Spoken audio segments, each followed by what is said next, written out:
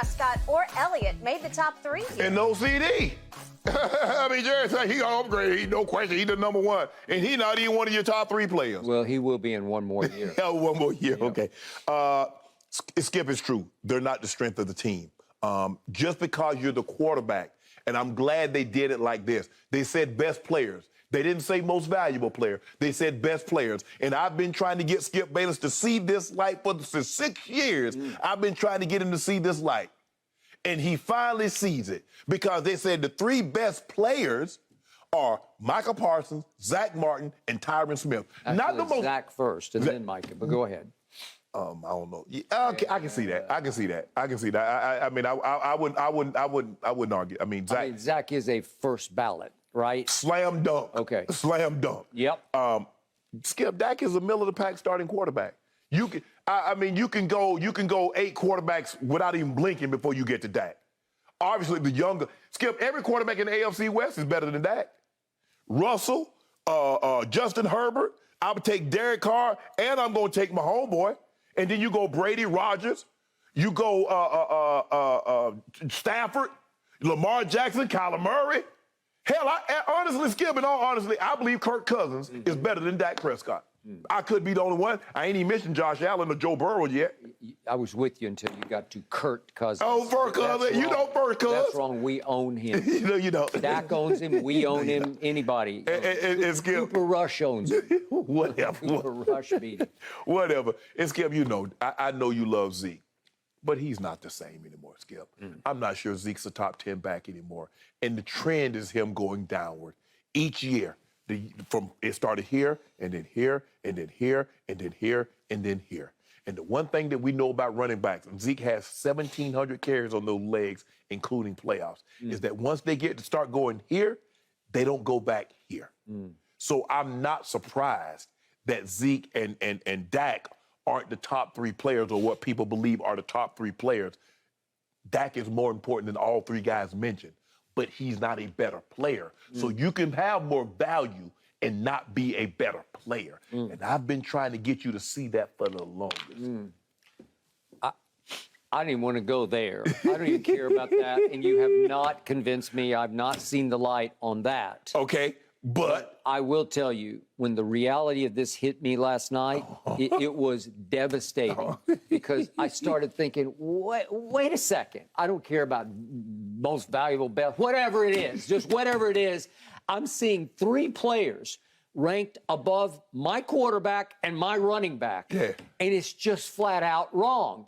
But it's right. Okay, okay. It's right, I'm going to say it's wrong. Okay, but it's wrong because any contending team, any team worth a penny, you know, a team where you say that team's got a chance to be somebody, to be something, and your quarterback's not one of your 3 best players, then it's just wrong. I'm just telling you, it's a bad sign because, to your point, would Brady be in the top 3? And yeah, I think so. And Mahomes and Aaron Rodgers and Josh Allen and Matthew Stafford and Russell Wilson and all those guys you named, they're all going to be. If not 1, they're going to be 2. Or they're going to be top 3 for sure. Definitely going to be in the top 3 because they just are. No matter how you define it, whether it's value or best or whatever, blah, blah, blah, they're just in the top 3. Now, I give you this. I tried to then see the glasses half full, and I thought, well, Zack Martin, slam dunk, first ballot Hall of Famer. I believe Tyron Smith will go to the... I'm pretty sure he's going to be a Hall of Famer. So Micah Parsons, I've already said, he's on a Hall of Fame arc. I got to knock on wood because he's got to stay healthy. He's got to stay right mentally and all those good things. But I believe in him, and I believe someday, a long way down the road, he'll be in the Hall of Fame. So you got me because I do not think Dak Prescott's going to be in the Hall of Fame, and I definitely don't think Zeke's going to be in the Hall of Fame. Right. So I'll start with Zeke. I mean, I just can't get around the fact, to use LeBron's favorite word, he's washed. He's just washed. He hit the running back wall because I thought he had a burst to start the year last year. He had a flash. He had some electricity for about 5 games. Right. And now they're trying to sell me that he had a PCL sprain or tear or something. I don't know what it is. He just looks washed to me.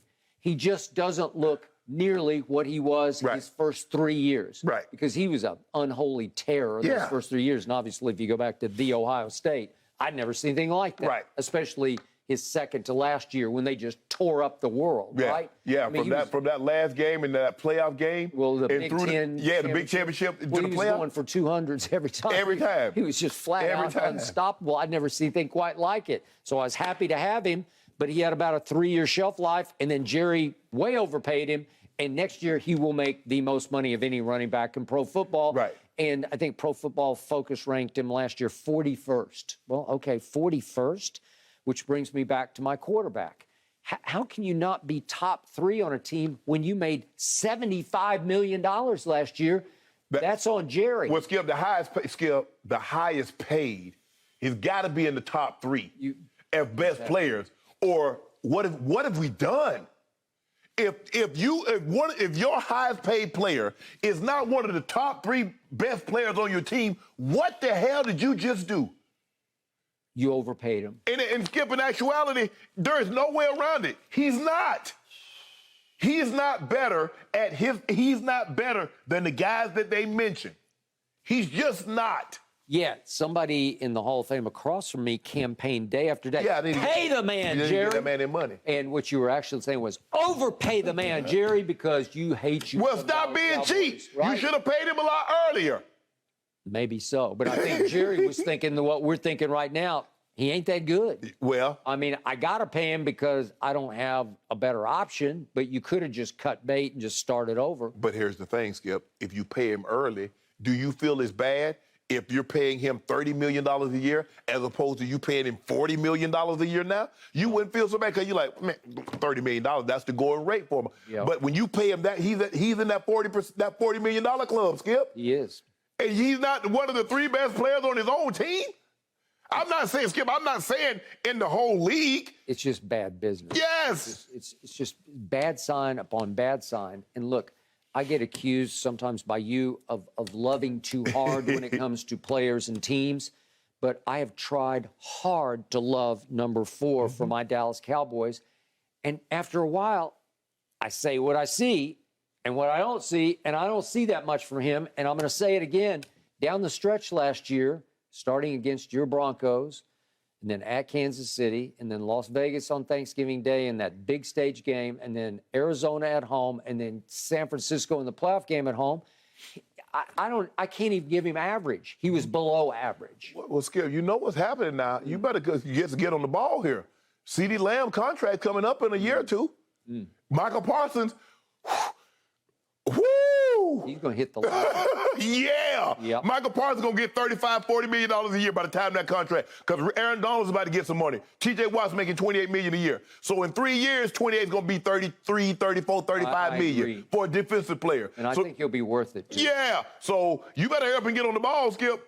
You better get on the ball. And yet, all I hear from Please Drop the Mike McCarthy is at the OTAs, he's singing the praises of Ezekiel Elliott by saying, hey, his GPS said that during the OTAs, he was running 22 miles an hour. We've never seen anything quite like that. Baloney. I don't want to hear OTAs running 22 miles. I want to, okay, put that GPS on him come game time and let's see if he's running 22 miles an hour. Because that's when it matters. When guys are actually tackling, I don't know, the shorts and shoulder, that's nice. Hopefully the guys show up in shape and nobody gets dinged or nicked, anything like that. But, man, they need to stop trying to sell people OTAs and these involuntary minicamp. Oh, they're doing some good things out there. Man, stop. Just stop it. Too often last year, he ran 22 miles an hour right into a brick wall. And he went right down for a 0-yard gain. But that's a bad business. Even, I bet you Jalen Hurts top 3 on his team. When Jalen Hurts top 3 in Philly, he got to be. I didn't look, but I assume he would be. I would put him in their top 3, and I like them a lot, and we're going to talk about them a lot coming up. A.J. Brown probably top A.J. Brown, and you got a new receiver. Y'all in trouble. Y'all in trouble in the big picture. Not in the little picture. Little picture is the division. Y'all not in trouble there. But big picture? Yep. Y'all in a heap of trouble. Y'all are in a heap of trouble. I agree. Unfortunately. Ain't no y'all, you. All right, you guys. in that y'all. Thank you for watching. You can subscribe here to get the latest from the show, and be sure to check out more of the best clips from Undisputed, or go watch a few other segments from our other shows on FS1.